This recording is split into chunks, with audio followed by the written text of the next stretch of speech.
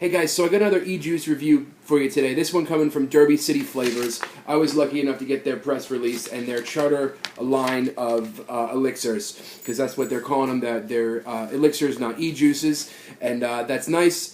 I really liked a whole lot of them at first. They were a really different set of flavors. I guess I'll just start talking about the ones that I really liked, which were the three that I have here: the Shanghai Ginger Candy, the Bluegrass Bourbon Ball, and Cabela's Morning Coffee. The Shanghai Ginger didn't have a huge taste. It was actually kind of mild. It did have a little bit of a sweet taste. And it had a little bit of a spice, I guess I'd call it. I felt it in the back of my throat, and it wasn't so much that PG burn. It was like that ginger burn. So I thought that was good, and after a while, it kind of evened out from that little bit of throat burn, and it was just a nice, smooth, sweet taste. So that was one that I really liked. I went through about half the bottle already. My next in line that I like a lot was the Bluegrass Bourbon Ball. Sorry, excuse me. And I had it in 6 milligrams, and I was dripping it, and it was just really smooth. It didn't have an overpowering taste. It didn't have too much going on, but it was a really smooth taste that I really like to have in a flavor. And the vapor production wasn't bad at all. I had gotten mostly 6s. I got 4 6 milligram bottles, and I got 2 that were in 12. And this is the Signature Modeska. And I like this one a whole lot, even though I couldn't. I guess I could have dripped 12, but I chose not to. That was really different.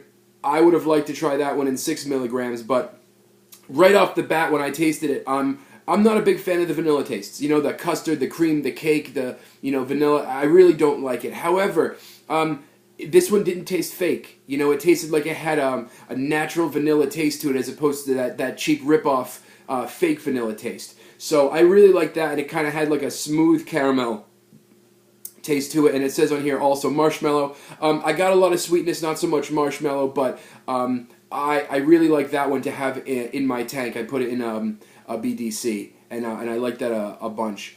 Now, I'm not a huge fan of coffee, so a few of their flavors I got a coffee taste from. The mint julep, the Derby City. The Archie Derby's Reserve, and the Cabela's Morning Coffee. So, of those three that had coffee, my favorite was the Cabela's Morning Coffee. I was a big coffee drinker for a while, and I noticed that if I would, have a cup of coffee when I was smoking cigarettes, I'd like to have that cigarette with it. So, when I'd have a cup of coffee and I'd vape, I haven't really found many flavors that, coffee's a big, bold flavor, and it really kind of taints your palate. So having, like a fruity flavor, which I'm normally a big fan of, it didn't really work too well. So now that I have this, if I'm having a cup of coffee, I can drip this, and they're very similar flavors, and they kind of enhance each other real well. So I don't drink a whole lot of coffee anymore, but when I do, that's really neat, because it's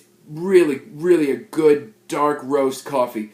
And I like that a whole bunch. So overall, what I guess I have to say about these elixirs was not so much that I didn't like them, because they were all really good, and they all had great layers of flavor. You know, the Archie's Derby Reserve, it kind of had like a nutty taste to it, but it was like a hot roasted nuts. But that was with a coffee taste, and I had put that in a tank as well, and it kind of repeated on itself for me. And again, I'm not a huge coffee flavor fan, so I can't knock the flavor very much. But it wasn't, it wasn't my cup of tea.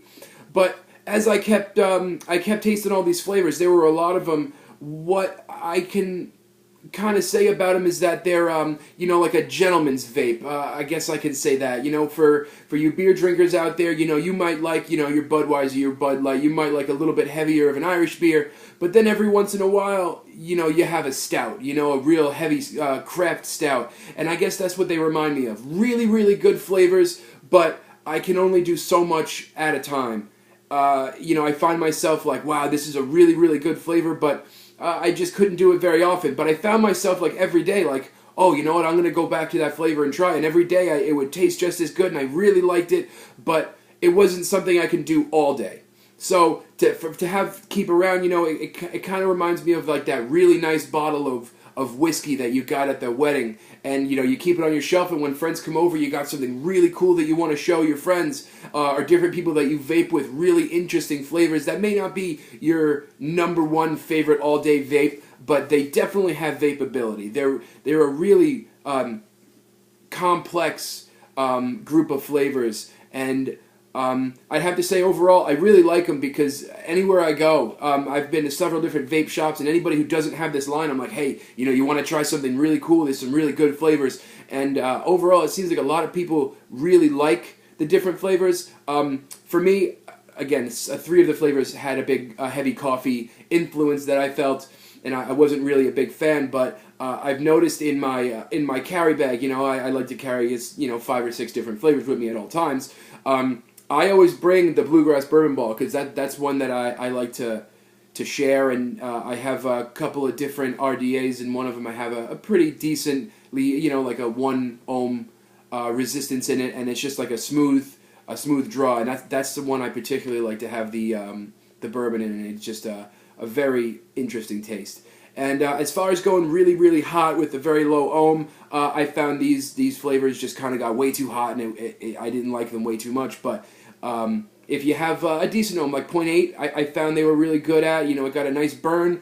I like the Shanghai Ginger Candy. I think that's the one I've gone through the most. I'm about halfway done through that one, and that was one that I could keep around a little bit more, because it didn't have a whole lot of taste. I was kind of searching for a taste when it came to that, but it had good vapor production.